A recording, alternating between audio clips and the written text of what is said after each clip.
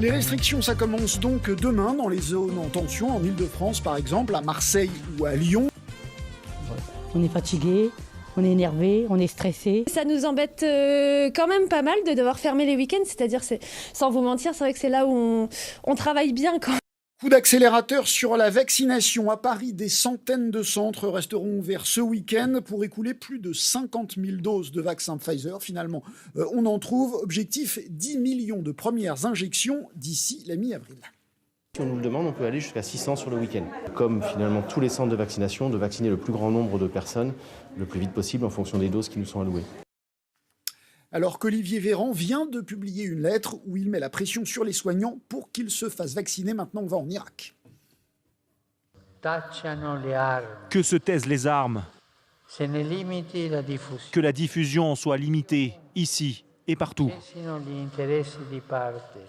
Appel à la paix du pape François dans la cathédrale de Bagdad, là où un attentat d'Al-Qaïda commis par un commando a fait 53 morts la veille de la Toussaint 2010. Le pape François entame un voyage historique de 3 jours en Irak. Bonsoir Marion Maréchal. Bonsoir. Vous avez été députée du Vaucluse, élue sous l'étiquette de ce qui était alors le Front National.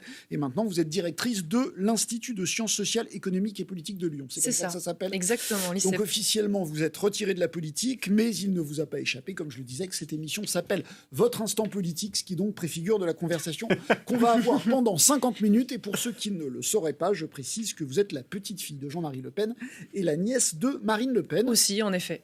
En effet, je me tais et laisse la parole à Adrien Roard, que je salue. Bonsoir Gilles, bonsoir Marion Maréchal. Bonsoir. C'est votre première ici, donc je suppose que vous mourrez d'envie terriblement de connaître nos observateurs citoyens.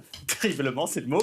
C'est comme ça qu'on les a appelés. 3 Français issus de notre panel qui vont vous interpeller ce soir, qui ont beaucoup de choses à vous dire. Donc je vous les présente, si vous voulez bien. Avec plaisir. Vous rencontrerez par écran interposé Amélie, d'abord. Alors, Amélie, il faut savoir qu'elle habite le Vexin français, dans un tout petit village. Ce petit village... Il y a des Vexins autres que français ? Il paraît que ça s'appelle comme ça. Écoutez, c'est le nom historique de cette région. On va la voir. Français, parfait.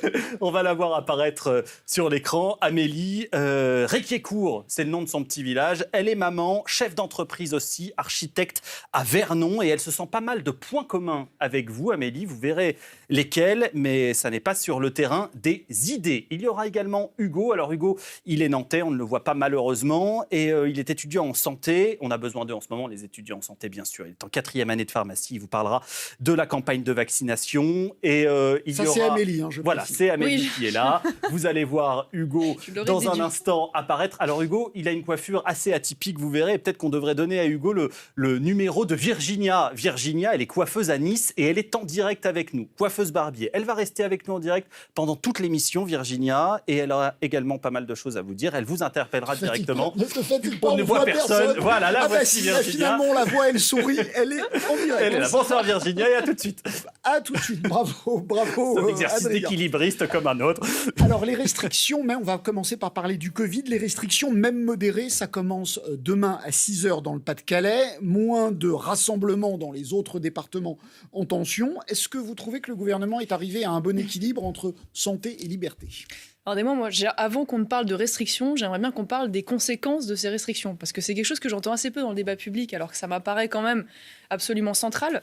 Rien que pour donner quelques chiffres. Le 29 janvier, quand il n'a pas voulu reconfiner, il a dit que la population était fragile, la jeunesse surtout. Oui, mais au-delà de ça, je vais vous parler par exemple des chiffres du chômage, dont on parle assez peu. Il faut savoir qu'on a vécu un 3e trimestre en 2020 absolument apocalyptique. L'INSEE n'avait jamais vu ça depuis 1975. On a eu plus de 130 000 chômeurs en plus. Début 2021, on a des estimations à plus de 600 000 à 700 000 chômeurs de plus. On a aussi une explosion de la pauvreté. On a des enquêtes qui sont faites par des syndicats dans différents secteurs qui concluent a priori qu'on aurait potentiellement jusqu'à 4 restaurants sur 10 qui ne rouvriraient pas.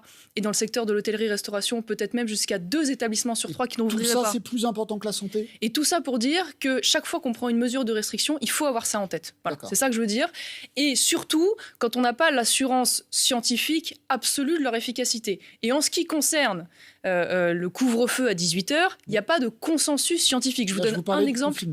Du confinement le week-end, du confinement le week-end. Pour le confinement d'ailleurs. Je vais y revenir dans un instant, mais pour vous parler du couvre-feu, parce que là pour l'instant c'est ce qui est généralisé au niveau français, on a notamment, mais pas que celle-ci, une étude par exemple du CHU de Toulouse qui a été faite sur le terrain et qui a conclu qu'il n'y avait pas d'efficacité du couvre-feu, voire même l'inverse. D'autres études concluent l'inverse. C'est pour ça que je vous dis qu'il n'y a pas de consensus scientifique. Idem sur le confinement, on n'a pas de consensus scientifique, ça veut dire qu'on a des études. Alors dans le doute, il ne faut pas être prudent. Dans le doute, ça veut dire quand on voit les conséquences, pour le coup économiques, psychologiques, sociales, et en prenant des mesures sur lesquelles il n'y a pas un véritable consensus scientifique, c'est vrai que moi, personnellement, j'aurais tendance à être dans la précaution et à éviter de généraliser des mesures à l'efficacité incertaine. Voilà, pour répondre à ma question sur le bon équilibre entre santé et liberté, vous trouvez qu'on a trop privilégier la santé par rapport à la liberté. Mais moi, j'oppose pas tout à fait les deux parce qu'il y a une espèce de débat un peu biaisé qui consiste... que le gouvernement est trop restrictif. Alors, je vous réponds là-dessus parce qu'il y a une espèce de débat un peu moral qui consiste à dire ah oui, alors donc en gros, il y a les salauds qui veulent sauver l'économie et puis il y a les gentils qui veulent... Non, je dis pas que c'est votre cas, mais les gentils qui veulent sauver les malades.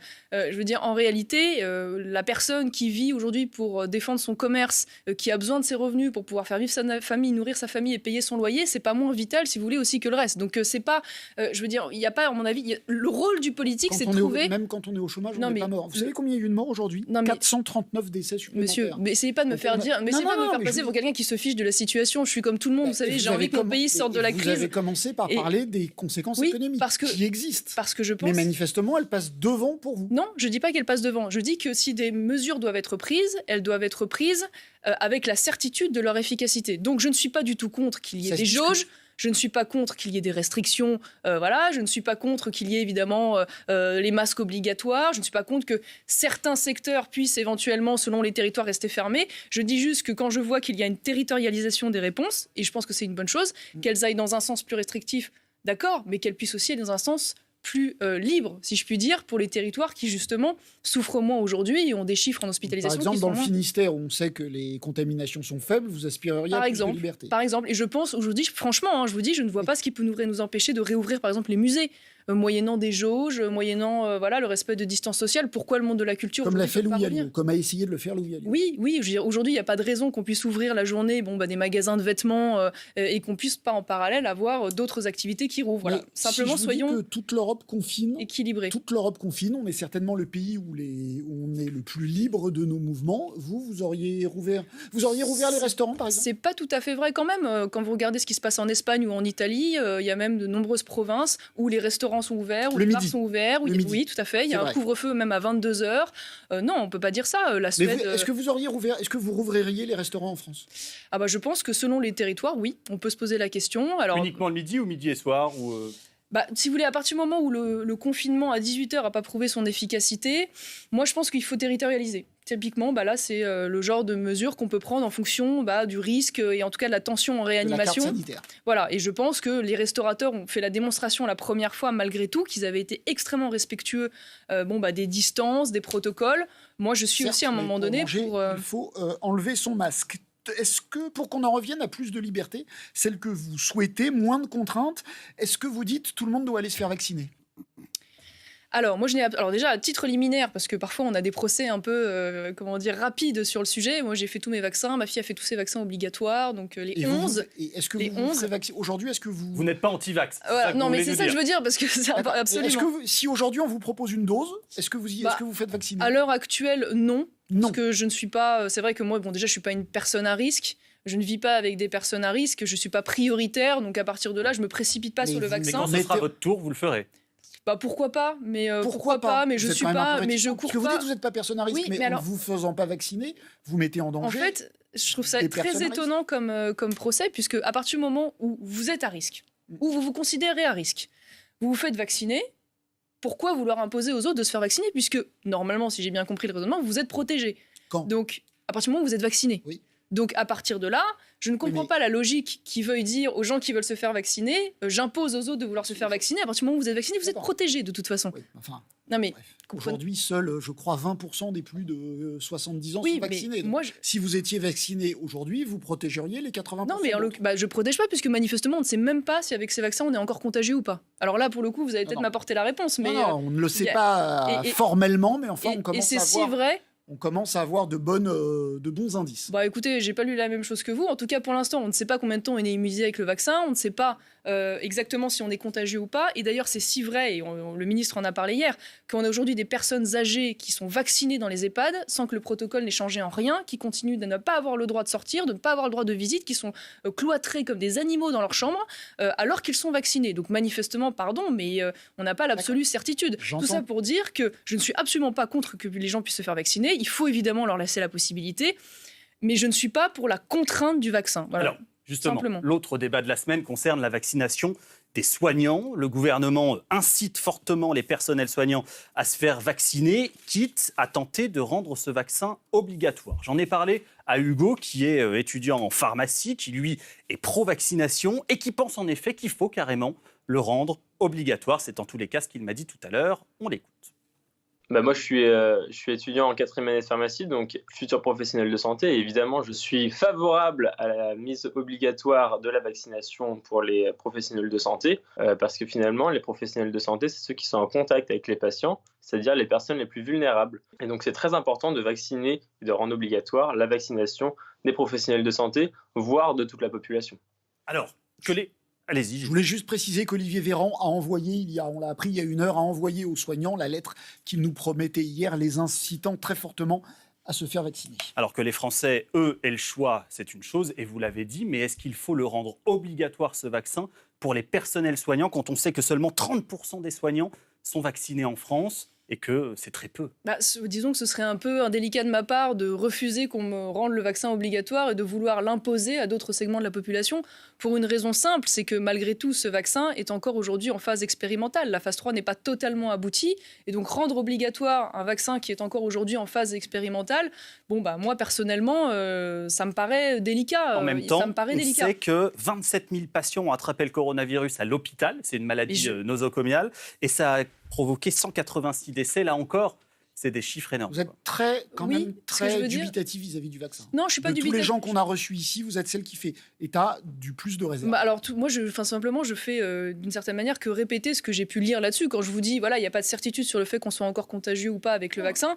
Je vous dis ce que j'ai lu. Quand je vous dis, on ne sait pas combien de temps on est immunisé, je vous dis ce que j'ai lu. Et d'ailleurs, on voit bien, même en Israël... Tous les scientifiques, sans exception, tous ceux qu'on a reçus appellent à se faire vacciner. Tous. Oui, très bien. Mais pour le coup, là, il y a un consensus. Moyennant tout ce que je viens de vous dire. C'est-à-dire qu'en Israël, on voit bien aussi, en fonction des chiffres, qu'il y a évidemment une baisse aujourd'hui significative, mais on voit bien que la baisse significative attendue n'est pas aussi importante que celle qui était espérée, parce que manifestement, ce vaccin, semble-t-il, n'est pas forcément efficace sur toutes les formes de variants. Du moins, c'est ce qui est avancé aussi. Ce que je veux dire, parce que je ne veux pas donner le sentiment du tout que je suis contre le vaccin ou quoi que ce soit. Une fois de plus, moi, je suis pour que cette solution puisse être mise en œuvre et le plus rapidement possible, mais je ne pense pas qu'on puisse s'en remettre absolument au tout vaccinal et qu'on ne peut pas mettre la vie en suspens sous toutes ses formes, si je puis dire, jusqu'à ce que 60% ou 70% de la population soit vaccinée. Et la vie n'est pas en suspens. Et que c'est une stratégie... on n'est pas en Nouvelle-Zélande. Non, on n'est pas en Nouvelle-Zélande, et vous me direz, on n'est pas en Israël non plus, où c'est beaucoup plus strict, mais néanmoins,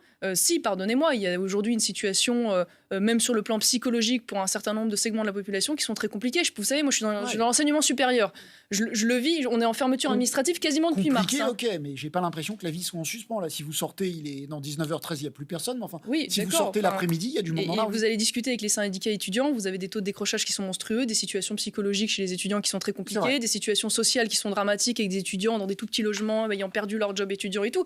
Donc, une fois de plus, il faut mettre tout ça en équilibre, et c'est le rôle du politique, que pas de raisonner comme un médecin, mais comme un politique. Voilà.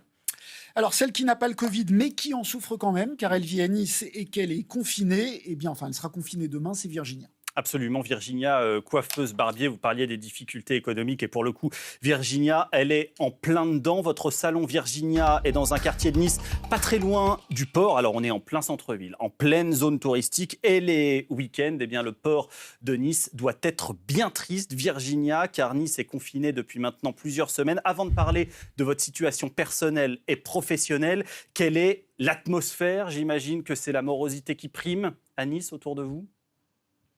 Alors, comme on dit en niçois, il y a des gains, c'est-à-dire personne. Il n'y a personne. Ouais. Et donc, le moral est pas au top, quoi. Très morose. Il Et vous, personnellement, alors vous nous avez déjà parlé dans cette émission, Virginia, je rappelle que vous avez dû emménager dans votre salon de coiffure pour pouvoir survivre économiquement. Alors ça allait déjà pas fort avant, puisque ça, vous nous l'aviez confié avant que Nice soit confinée les week-ends. Et là, pour le coup, vous êtes dans quel état d'esprit? Vous en avez ras-le-bol ou vous gardez quand même votre niaque légendaire dont vous nous avez déjà gratifié dans cette émission? Alors, oui, la niaque, je l'ai toujours. Mais là, c'est un peu le coup de grâce avec le samedi. On nous ampute en tout de 2 jours dans la semaine. Économiquement, c'est pratiquement plus tenable, même si on a remplacé le samedi par le lundi. En fait, les habitudes ne sont pas là. Les gens ne prennent pas le temps de changer leurs habitudes suffisamment rapidement pour pouvoir être là dans nos commerces. Nous, on les attend, mais non, ça se fait pas, ça ne se déroule plus correctement. Vous dites qu'économiquement, c'est plus tenable. Vous en êtes où financièrement là? Vous avez engagé des fonds propres? Si oui, combien? Est-ce que vous craignez de même devoir mettre la clé sous la porte carrément ou pas? Pour l'instant, non. Je travaille trop pour avoir des aides et pas assez pour vivre. Mais j'ai engagé mes fonds personnels. Donc, je tiens le coup avec ce que j'ai déjà et ce que j'ai emprunté à ma famille. Mais jusqu'à quand? Je ne sais pas. Donc, c'est un peu toujours sur la sellette. J'estime qu'il pourrait y avoir une reprise d'ici la fin de l'année. Je croise les doigts avec la vaccination, que ça puisse avancer. Mais bon, j'ai de l'espoir. Oui, de l'espoir et un peu de... Je préfère voir le côté bleu que le côté noir. Oui, vous avez raison, absolument. Je vous voyais écouter attentivement Virginia, Marion Maréchal. Est-ce que vous auriez envie peut-être de lui dire un petit mot? Oui, ça fait mal au cœur, en fait, ces situations, parce que ça me rappelle justement le témoignage d'une boulangère aussi qui, elle, est dans une station de ski et qui, pareil, se retrouve avec des stations de ski fermées, donc qui n'a plus de clientèle et qui dort dans sa boulangerie, qui a tout perdu. Enfin, c'est des situations terribles. Et c'est vrai que moi, j'ai tendance à considérer qu'aujourd'hui, des commerçants comme Madame sont capables de respecter des protocoles. Et je pense qu'en faisant attention avec le gel hydroalcoolique, avec le masque, avec les distanciations, elle pourrait continuer à exercer son activité pour éviter d'être prise à la gorge. Donc c'est vrai que là-dessus, moi, j'ai plutôt tendance à vouloir me baser sur la responsabilité des citoyens. Elle est barbier, raser quelqu'un avec un masque. Oui, mais elle est aussi coiffeuse. Absolument, elle peut garder son masque, mais le client doit l'enlever. Elle peut aussi, se concentrer sur son activité de coiffeuse, qui, je pense, quand même, doit être l'essentiel de son activité, je pense. Je parle sous son contrôle. Mais voilà, c'est vrai qu'en France, on a tendance à avoir une réponse politique qui est d'abord une réponse de contraintes et d'obligations. D'autres pays font aussi le pari de tabler sur la responsabilité individuelle des citoyens. Il y a peut-être un équilibre à trouver de ce point de vue-là. Et je pense qu'en ce qui concerne Madame, c'est une femme qui saura être responsable et s'organiser. Bon, après, c'est vrai que la situation à Nice est délicate, mais une fois de plus, vous allez croire que je reviens à ma petite marotte, mais sur le confinement et le couvre-feu, il n'y a pas de consensus scientifique. Voilà. On va parler maintenant avec vous, Virginia, d'un sujet de société, parce que vous vouliez en parler avec Marion Maréchal, dans la bienveillance, bien sûr. C'est la PMA ouverte à toutes les femmes. Vous auriez pu être concernée, vous, Virginia, directement. Malheureusement, vous n'avez pas eu d'enfant. Vous auriez aimé très certainement. Expliquer à Marion Maréchal, qui est contre la PMA ouverte à toutes les femmes, pourquoi vous êtes pour. Elle vous écoute et vous répondra ensuite. Bonsoir Marion Maréchal. Bonsoir. Alors oui, concernant la PMA, il fut un temps où j'aurais aimé avoir l'accès à ceci, puisqu'il fut un temps où j'étais en couple. Et malheureusement, du fait de la difficulté d'avoir un enfant en couple homosexuel, on renonce. Et renoncer... c'est tout un travail de deuil, renoncer à un enfant, ou à des enfants, ou à une famille. Alors peut-être qu'on n'a pas l'air d'être le modèle parfait, et pour autant, il y a tellement d'amour qui sont donnés par 2 femmes ou 2 hommes à un enfant. Et là-dessus, la PMA, elle se défend pour toutes. Elle se défend encore maintenant. Je pense que j'aimerais pouvoir avoir un enfant, mais la machine est cassée. C'est comme ça. Mais pour la suite, j'aimerais que mes enfants ou mes neveux, mes nièces puissent avoir accès à ceci. Avant de faire réagir Marion Maréchal, Virginia, ça vous a rendu malheureuse de ne pas pouvoir avoir d'enfants et ça vous rendrait malheureuse que cette PMA pour toutes ne se produise pas en France ? À l'époque, ça m'a rendue malheureuse. Maintenant, j'en ai fait le deuil. Mais je voudrais bien me battre, oui, pour celles qui ont envie, en France, d'avoir des enfants et qu'on ne soit pas obligé, comme beaucoup et nombreuses de mes amies, d'avoir été à l'étranger pour cela. Marion Maréchal vous répond. Oui, écoutez, c'est vrai que c'est toujours des situations intimes, personnelles, qui sont douloureuses, délicates. Donc voilà, je comprends évidemment l'envie d'enfant. J'en ai une moi-même. Enfin, je veux dire, je ne peux que comprendre cela.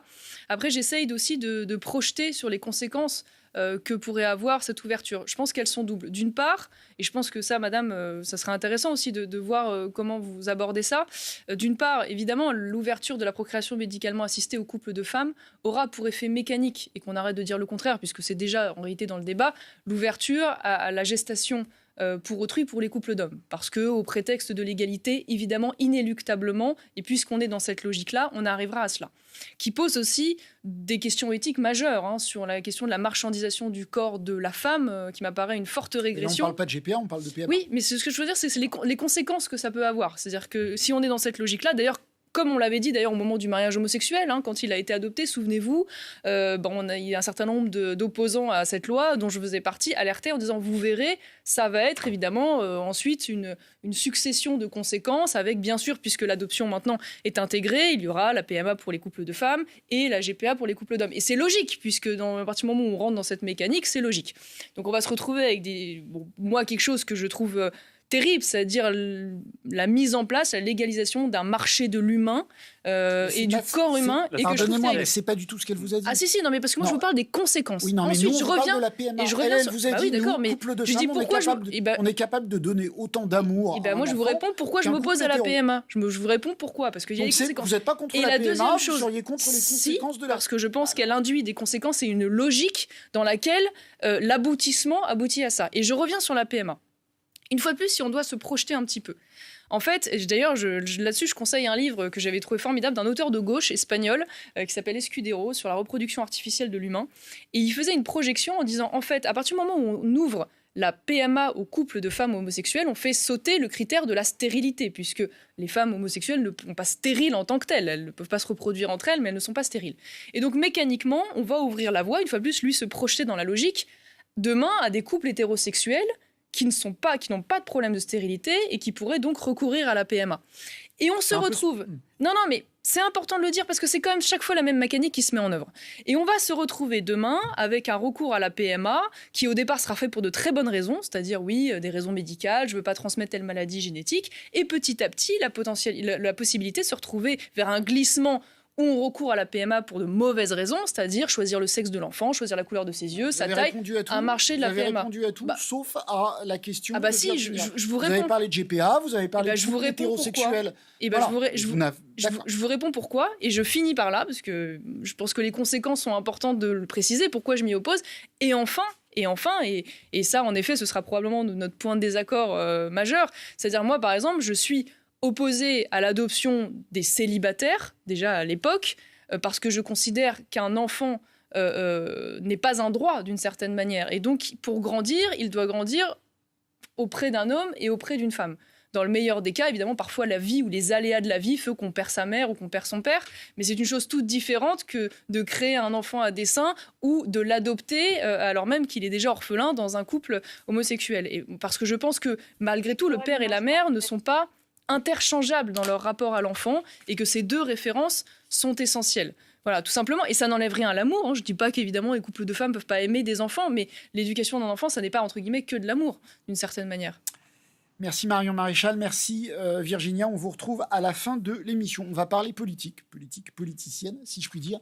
Il y a une petite musique qui monte, c'est celle de la candidature éventuelle d'Éric Zemmour, qui s'exprime sur une autre chaîne à peu près à la même heure. Si c'est le cas, eh bien, Romain Ménard, député apparenté Rassemblement National, a fait son choix. Je souhaite qu'il y ait entre Marine Le Pen et les Républicains une candidature. Premier tour entre Zemmour et Marine Le Pen, vous votez qui ? Je voterai Éric Zemmour. Vous voteriez Éric Zemmour. Alors, je précise qu'il est maire, évidemment, et pas député. Et vous, s'il y a un premier tour, vous avez le choix entre Éric Zemmour et Marine Le Pen, vous votez quoi? Alors moi, vous ne me marquerez pas là-dedans pour une raison simple, c'est qu'aujourd'hui, en étant directrice d'un établissement, je ne prends pas mes élèves en otage. Et donc, je veux non, mais c'est une réalité. D'ailleurs, je l'ai dit et redit, donc je ne vais pas vous surprendre. Je n'ai pas du tout envie de vous dire aujourd'hui pour qui je vais voter, si tant est que les uns et les autres soient bien candidats. Pour une raison simple, c'est qu'à partir du moment où le jour où je dis ça, je me transforme en porte-parole du candidat. Enfin, ça me paraît tout à fait évident. Donc, à partir de là, je préfère garder ma distance avec cette élection présidentielle et ne pas commencer à donner des avis de vote sur les uns et les autres. D'accord, ce qui veut dire qu'aujourd'hui, vous n'êtes pas sûr de voter pour votre tante.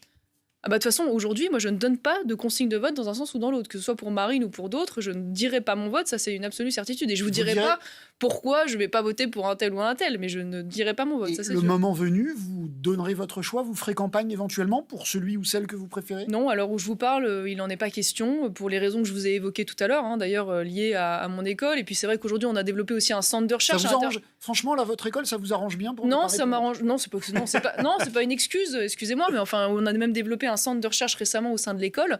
Et je veux dire, si on veut que ces analyses soient prises avec un minimum d'objectivité et de crédibilité, bon, faut éviter qu'elles paraissent comme finalement la succursale de tel parti ou parti. Alors imaginez moi qui déjà ai une image très politique, qui ai eu du mal quand même à construire quelque chose en dehors du Rassemblement national, si je recommence à me mettre au service de tel ou tel candidat, j'en sors plus en fait.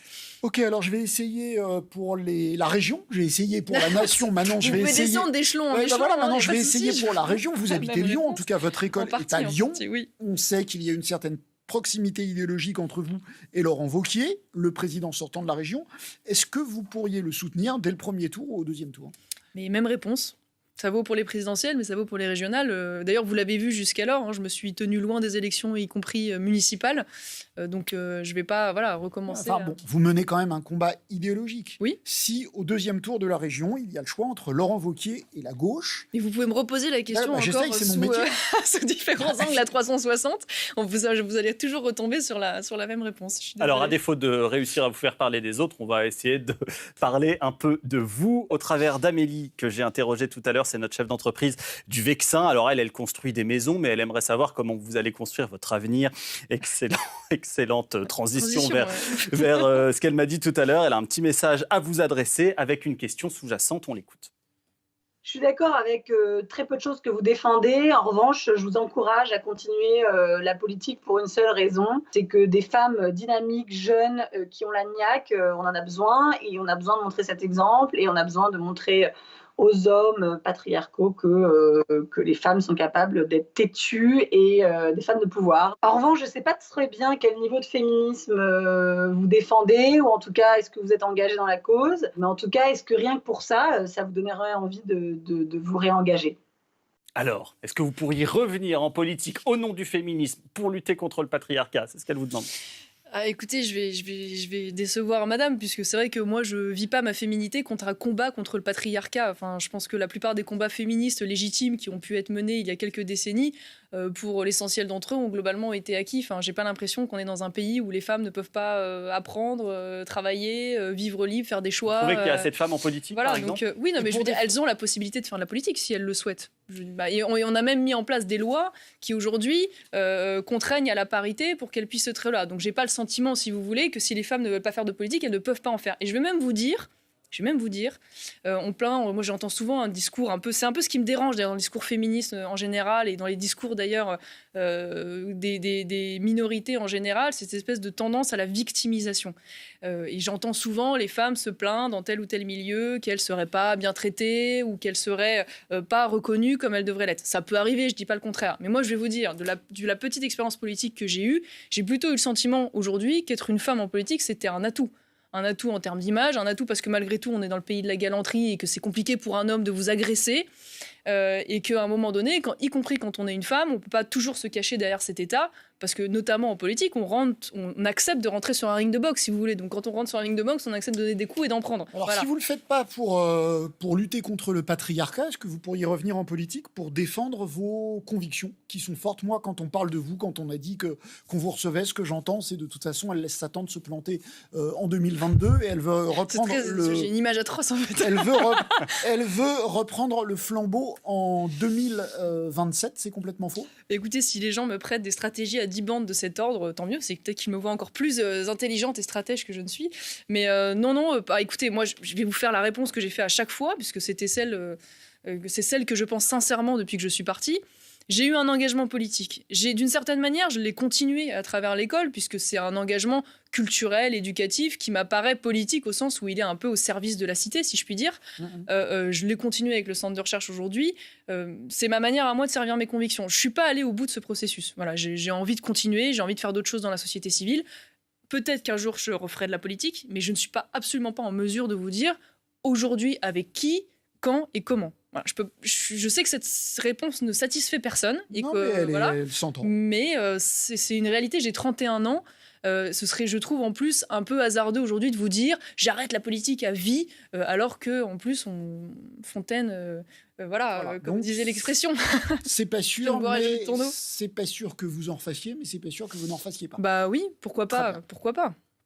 Alors, le gouvernement a décidé de dissoudre le CCIF et Génération Identitaire. Alors, vous avez salué la première décision, le CCIF, le Comité contre l'islamophobie, mais vous relayez une pétition pour appeler à empêcher celle de Génération Identitaire.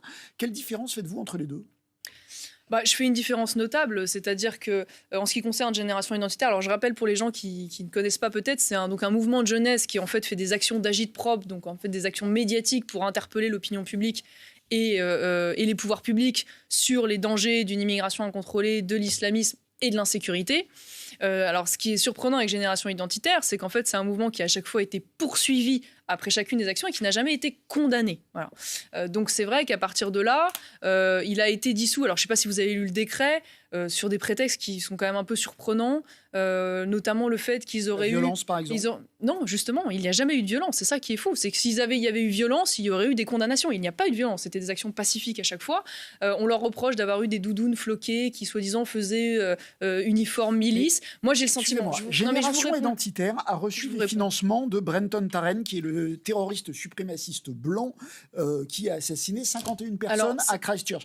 Alors, vous accusez le CCIF de soutenir le terrorisme. Est-ce qu'il y a des différences entre les terroristes ? C'est très intéressant, monsieur, ce que vous êtes en train de dire, parce que ça veut dire que demain, sachant qu'il n'était pas membre, donc demain, quelqu'un qui fait un don ou qui finance une association, quel qu'il soit, quelque criminel qu'il soit, son crime est imputé à l'association. Si, c'est ce que vous dites. Il y a une différence entre les terroristes. Ce que je vous dis, c'est qu'aujourd'hui, cet argument qui est utilisé n'a aucune valeur juridique. Ça veut dire qu'il n'y a pas de texte aujourd'hui dans le droit, je vous l'affirme, qui dit que vous pouvez être condamné au prétexte d'un donateur. Voilà. Un homme, le mouvement que vous défendez a été défendu également par un homme qui, au nom de la suprématie blanche, a tué 51 personnes. Et donc demain, non mais écoutez, franchement, soyez pas ridicule. Vous pouvez pas dire que ça me laisse indifférente et que je cautionne ce crime ou que je pourrais avoir une quelconque accointance idéologique avec celui-là. Enfin, je veux dire, attention quand même à ce que vous dites, parce que ça va loin. Mais je veux dire, si demain, ça veut dire, je sais pas moi. Mais non, mais si vous me dites ça vous choque pas, comme si, enfin, je sais pas, l'insinuation est un peu dérangeante. Aucune insinuation. Si demain vous avez, je sais pas moi, le Parti socialiste qui reçoit un don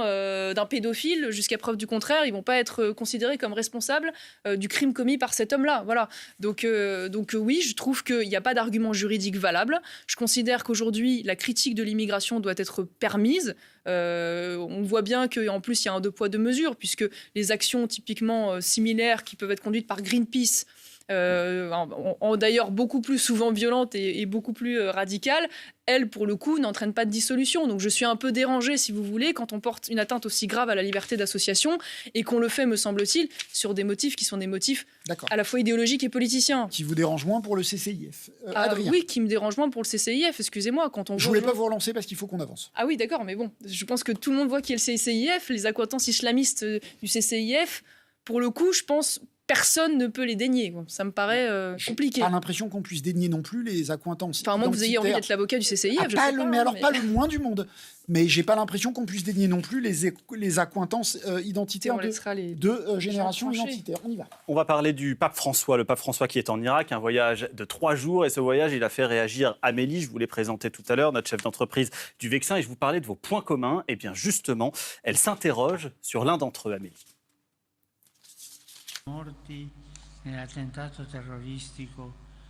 C'est le pape. Oui. Mais on va... voilà.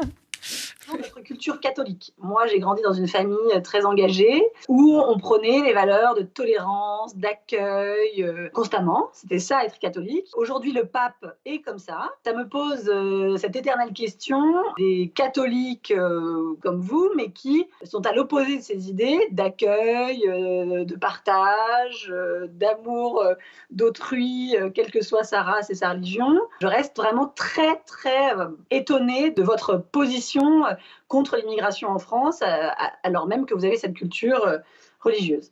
Alors, qu'auriez-vous envie de lui répondre? Est-ce que votre christianisme à vous rejette le partage et la bienveillance? C'est un peu caricatural, quoi. Mais bon, on va dire, je vais essayer de répondre sur le fond. Alors déjà, oui, en effet, je suis catholique, je suis fière d'être catholique. Je sais qu'on est très minoritaire en France à être vraiment des catholiques engagés. En fait, en réalité, c'est un peu plus complexe qu'il n'y paraît, parce que cette espèce de...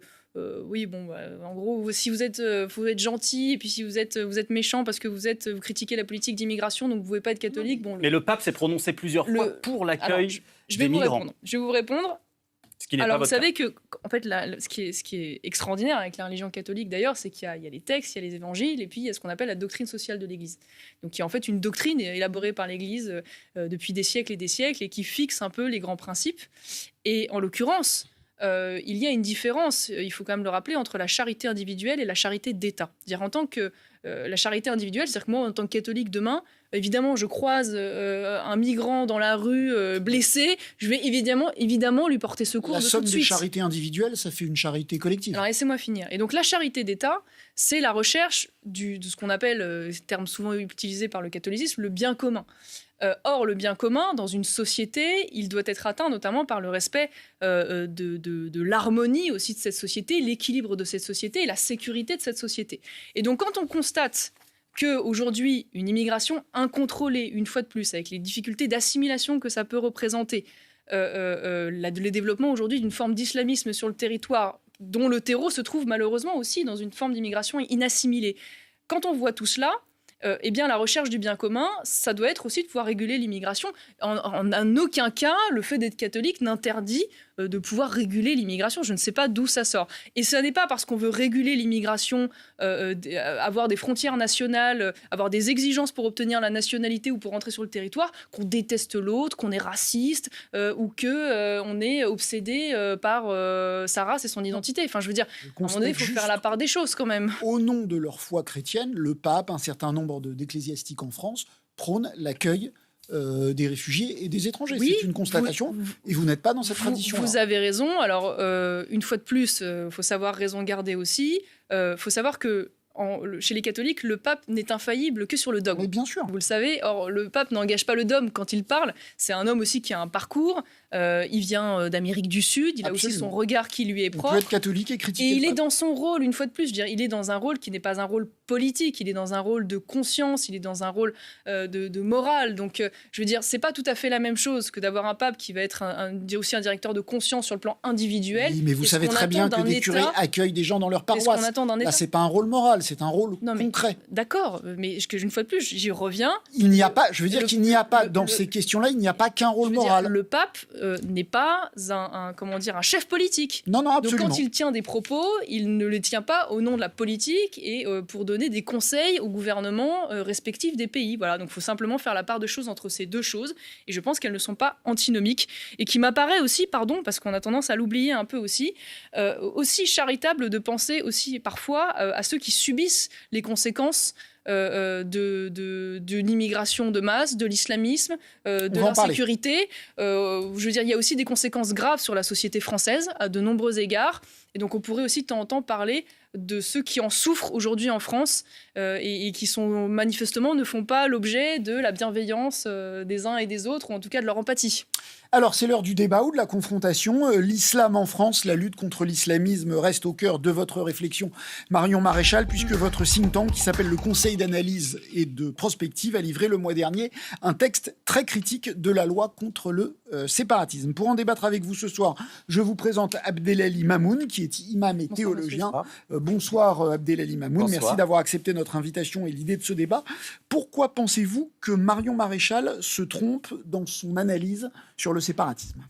Écoutez, moi, je voudrais lui poser une question. C'est que je suis, moi, imam depuis 30 ans. J'exerce dans les différentes régions d'Île-de-France, notamment, où souvent ce sont des zones assez défavorisées, où l'intégration a eu beaucoup de mal à se faire.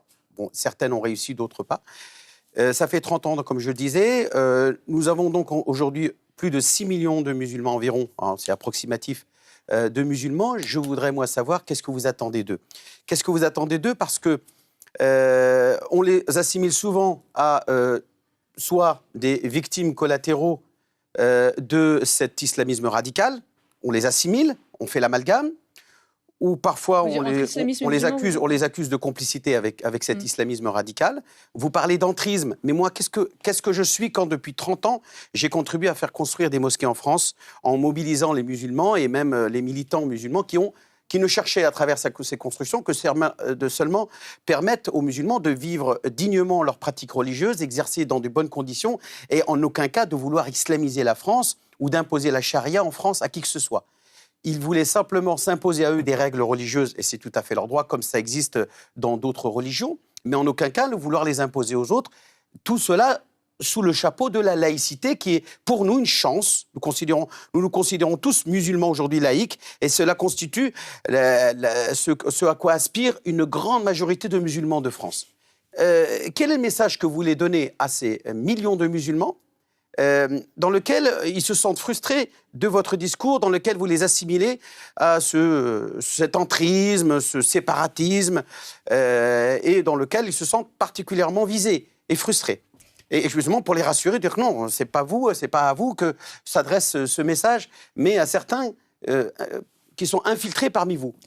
Alors, est-ce que je peux répondre à votre question par une autre question? Est-ce que vous m'autorisez? Est-ce que quand je parle de l'islamisme, vous vous sentez visé?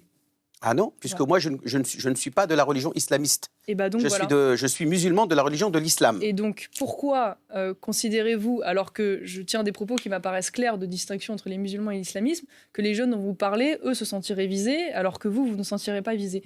Moi, je pense que la plupart des Français sont, et vous en faites la démonstration d'ailleurs, musulmans, font totalement la distinction quand on parle de l'islamisme et quand on parle des on est bien d'accord, musulmans. vous êtes en totale opposition avec un parti d'extrême droite qui existe en France, qui, quand on a un élu qui est dans une ville, par exemple, Racheline, Fréjus, qui a mis pieds et mains pour détruire la mosquée, une magnifique construction qui a été faite par les musulmans. Je ne vais pas revenir sur le dossier, mais vous savez qu'elle a été construite de manière illégale. Non, mais excusez-moi. Illégale, aujourd'hui, le tribunal a débouté monsieur le maire. Il y avait un problème d'illégalité de base sur la construction. La mosquée a été construite. Peu importe, oui, mais non. pourquoi? Non, mais répondez, est-ce que il y a 6 millions de musulmans en France, parfois il manque de lieux pour prier. Voilà. Est-ce que vous trouvez normal qu'ils aient des lieux pour prier? Je vais vous répondre alors. Et pas qu'à Fréjus. À Mantes-la-Ville, par exemple, aussi pareil. Monsieur No a tout fait pour essayer d'empêcher la construction et l'existence d'une mosquée qui, je rappelle, avait pour objectif non pas d'islamiser Mantes-la-Ville, mais pour pouvoir permettre aux musulmans de Mantes-la-Ville de pouvoir pratiquer leur religion dans des conditions dignes. Et j'en passe et des meilleurs. Et c'est partout pareil. Est-ce qu'on pourra s'accorder sur... Vous vous positionnez où? C'est ça que je veux savoir. Alors, déjà, moi, je réfute totalement les termes extrême droite et tout, mais je pense qu'on n'aura pas le temps de débattre là-dessus, donc je ne vais pas m'attarder là-dessus. Mais en l'occurrence, est-ce que vous admettez avec moi qu'aujourd'hui, l'islamisme prospère malgré tout prioritairement sur une jeunesse qui est une jeunesse très souvent d'origine immigrée, qui a des problèmes d'assimilation? Je peux vous proposer quelque chose? Est-ce que vous voulez répondre sur les mosquées? Mais non, mais 2 secondes.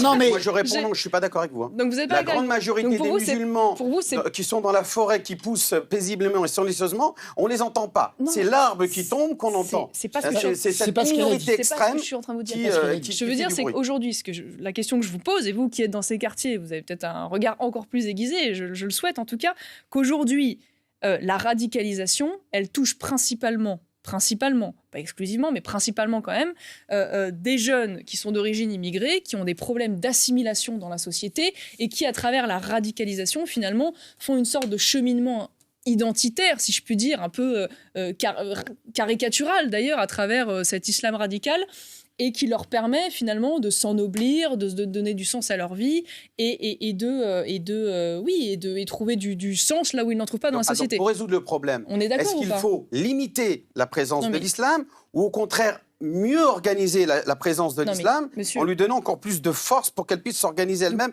à travers un CFCM plus fort et un CNI, un Conseil national des imams qui va bientôt naître. Je vais vous répondre. Tout ça pour dire que, parce que j'arrive à ce constat, vous n'avez pas l'air d'ailleurs de le contredire, je le mets en lien, et c'est là d'ailleurs où il y a un amalgame terrible qui est fait, je le mets en lien avec le fait que, pour moi, la condition, elle passe par l'emploi et par l'assimilation. Et que pour s'assimiler, il faut s'assimiler à quelqu'un et à quelque chose. Et que donc, le communautarisme entraîne, si vous voulez, une difficulté d'assimilation par une concentration sur les territoires qui est liée aussi au nombre. C'est tout ce que je dis. À partir du moment où je dis ça, immédiatement, ça se transforme en c'est du racisme, ça. Non, je fais un constat simplement sociologique et j'essaie de mettre en lien le truc. Et donc, l'assimilation que vous attendez des musulmans?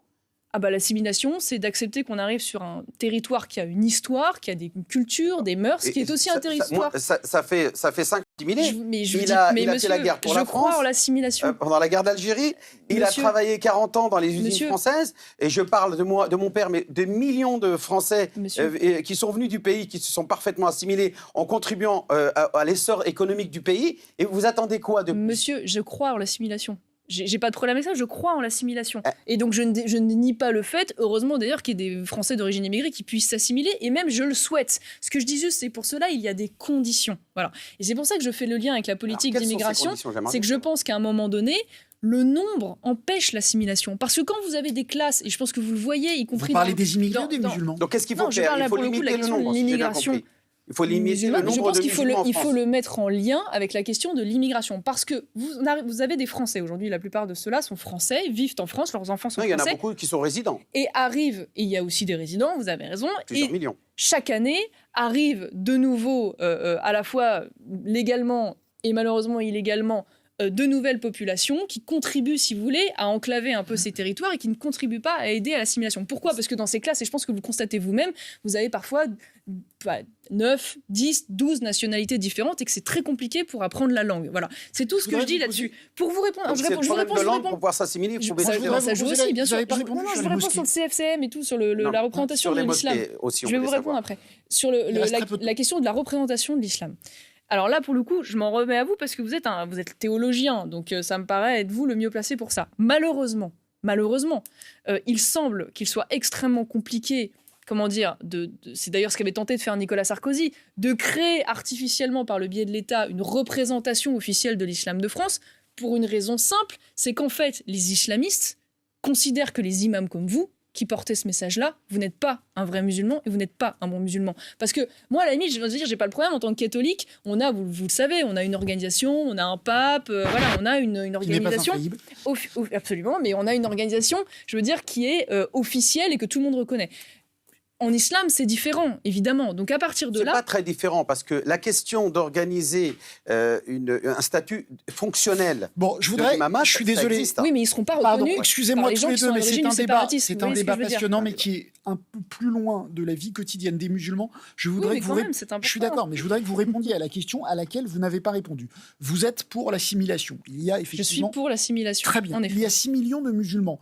Même assimilés, ces musulmans doivent pouvoir prier. Oui. Vous n'avez pas répondu sur les mosquées. Est-ce que vous êtes pour ou contre l'édification de mosquées pour que ces musulmans, même assimilés, puissent prier? Ne pas prier dans les rues à côté des crottes de chiens. On est d'accord. Vous ne croyez pas que c'est du prosélytisme, que les milliers de musulmans qui prient en dehors des mosquées, ils le font parce que ça leur plaît de sentir excusez-moi, les crottes de chiens. Ils aimeraient bien prier à l'intérieur de la mosquée, mais c'est parce qu'il n'y a pas de place. Et quand vous avez des élus de votre camp, on va dire, je ne sais pas si c'est votre camp, mais en tout cas assimilés, ils s'opposent à ce qu'on construise en France des mosquées, mais en même temps s'opposent à ce que les gens prient dans la rue et dans les caves. Laissez-la répondre. C'est un peu réducteur quand même, malgré tout. Non, mais vous, d'accord. S'il vous plaît. Oui, mais... Non, mais c'est des sujets compliqués. Non, mais c'est des sujets compliqués, il faut que je puisse développer quelque chose. Alors, je vous réponds. Sur la question des prières de rue, je pense que c'est un peu plus compliqué que ce que vous présentez. Ça veut dire que malgré tout, la plupart des prières de rue qu'on a pu voir ces dernières années de manière un peu spectaculaire ne sont pas toujours des problèmes de place. Parce que vous savez aussi bien que moi qu'il y a aussi la question de chaque communauté nationale veut aussi sa mosquée. faut quand même le dire.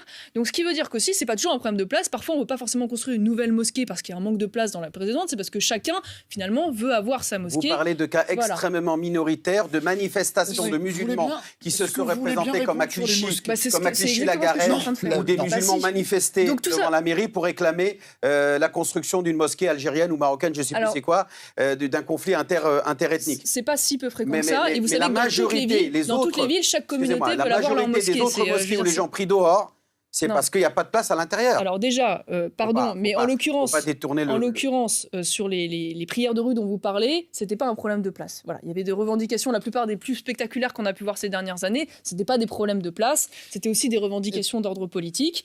Les gens priaient dans la rue par revendication politique. Oui, ça arrive, monsieur. Si vous voulez que Marion Maréchal réponde sur l'édification de nouvelles mosquées, il faut la laisser parler. Oui, mais voulez-vous, oui ou non, qu'on construise alors je vais vous répondre, mosquées. mais puisque j'arrive pas à en placer. Vous exagérez. Non, je vous assure, c'est difficile. Je ne suis pas contre le principe qu'il puisse y avoir des lieux de culte qui soient édifiés en France. En revanche, c'est ce que j'ai essayé de vous expliquer, mais on ne m'a pas laissé aller au bout. On prétexte du problème de place. La réalité, c'est que ce problème de place est la plupart du temps un faux argument. Et on peut en discuter avec les maires qui sont sur le terrain. La plupart du temps, il n'y a pas de problème de place. Il y a la volonté de chacun d'édifier sa propre mosquée en fonction de ses communautés. Donc ça, c'est une première chose. Donc si c'est ce prétexte-là, c'est une mauvaise chose. Vous l'avez déjà dit. On a 800 000 m² de mosquées en France. Le total, c'est 800 000 m². On a 6 millions de musulmans. Vous avez, avec 800 000, on va juste les chiffres, 800 000 m², vous voulez mettre 6 millions de musulmans dans 800 000 m², vous faites comment? Laissez-la finir. Alors, la deuxième chose, tout dépend à ce qui prévaut à l'édification de ces mosquées. Quand ce sont des mosquées qui ont vocation à être des mosquées extrêmement ostentatoires, comme ce qu'on peut voir à Bordeaux, oui, le principe me dérange, voilà, parce que là, on a le sentiment qu'il y a la volonté d'envoyer un message à travers des minarets qui sont extrêmement voyants, qui ne s'inscrivent pas. À Bordeaux? Oui, à Bordeaux. C'est Tarek Oubrou à Bordeaux. Oui, je sais, oui, Tarek Oubrou d'ailleurs. On pourrait en parler parce que je sais que vous êtes très très proche de lui. Vous mettez. Non, ce débat, je suis désolé. Ah non, donc là, on va parler de Tarek Oubrou. Mais on devait rendre à 53. Ah bah très bien. Mais donc Tarek Oubrou, qui est un ancien des frères musulmans, en effet, on pourrait en parler. Je ne maîtrise pas la grille. Il n'était pas aux frères musulmans. Il était, mais beaucoup de gens évoluent dans leur. Vous avez énormément de politiciens qui sont passés d'extrême gauche à l'extrême droite, d'extrême droite au centre. Vous l'avez lu son interview de départ ou pas? Ils ont certainement évolué. Vous l'avez lu son interview de départ? Bien sûr. Est-ce que vous l'avez lu, son interview de départ des frères musulmans? C'est pas votre élève. Vous parlez de Tarek Oubrou des années 80. Et Tarek Oubrou, en 2018, il quitterait les frères musulmans. Je suis désolé. Et il dit je ne romps pas. Et une fois qu'on a été dans cette famille, on reste. Je suis désolé. Ce débat est terminé. Le mot de la fin, comme prévu, est à vous, Adrien, et à votre invitée niçoise. Absolument. Et c'est Virginia qui va avoir le mot de la fin. C'est pas facile ce soir. Virginia, on vous écoute. Vous avez entendu ou tenté d'entendre Marion Maréchal ce soir dans cette émission. L'avez-vous trouvée convaincante? Auriez-vous envie de revenir sur un sujet? On n'a plus beaucoup de temps, mais vous avez la parole. Alors, oui, effectivement. J'aimerais savoir si au moins, si elle n'est pas féministe, si la sororité, ça lui parle. Parce que la PMA, c'est pour toutes les femmes un droit fondamental.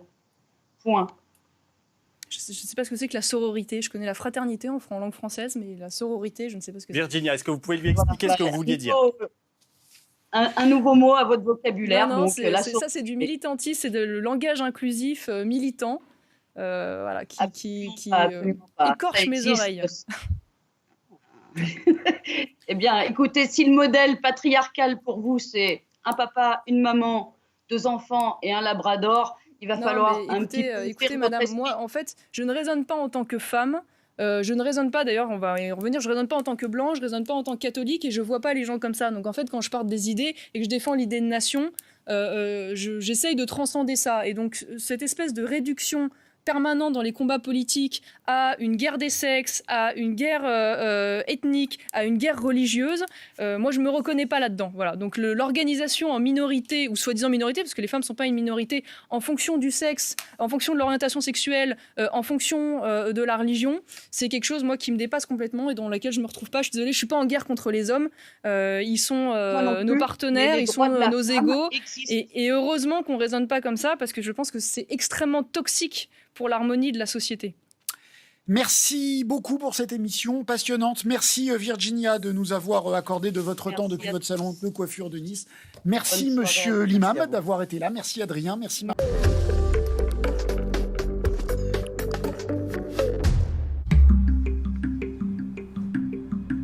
Le cyclone Niran est attendu dans les prochaines heures en Nouvelle-Calédonie. Un phénomène qui s'annonce violent, avec des rafales de vent prévues à 270 km/h. La compagnie Air Calédonie a envoyé ses 4 avions en Australie.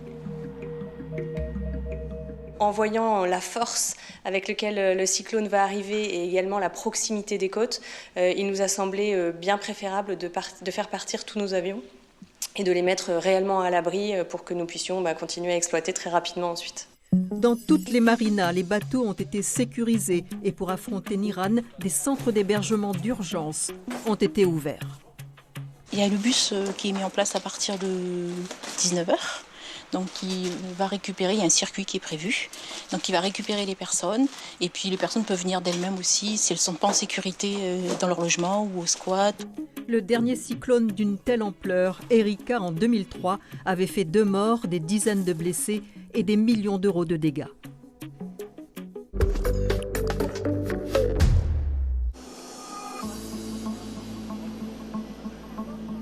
Dans ces ambulances, 4 malades du Covid en provenance de La Réunion. Ils ont atterri ce matin à Roissy-Charles de Gaulle après 11 heures de vol. C'est la première fois qu'une évacuation d'une telle ampleur a lieu depuis le début de la crise sanitaire. Le voyage s'est bien passé, le vol s'est bien déroulé. Les patients ont été confiés au SMUR du SAMU de Paris dans un état clinique stable et identique à leur prise en charge donc hier au CHU de Belle-Pierre. La veille, l'avion avait été médicalisé à La Réunion pour ce vol exceptionnel. 15 personnels de santé mobilisés, 800 kilos de matériel, 38 400 litres d'oxygène pour 4 patients plongés dans le coma pour le voyage. On a identifié des patients qu'on estime être les plus à même de voyager, ceux qui ont le moins de risques de se compliquer, parce que c'est vrai aussi que cette maladie, la Covid, peut poser des problèmes, notamment d'oxygénation. Les 4 patients ont été acheminés vers des hôpitaux de la région parisienne. D'autres vols d'évacuation sanitaire Réunion-Paris pourraient avoir lieu dans les prochaines semaines.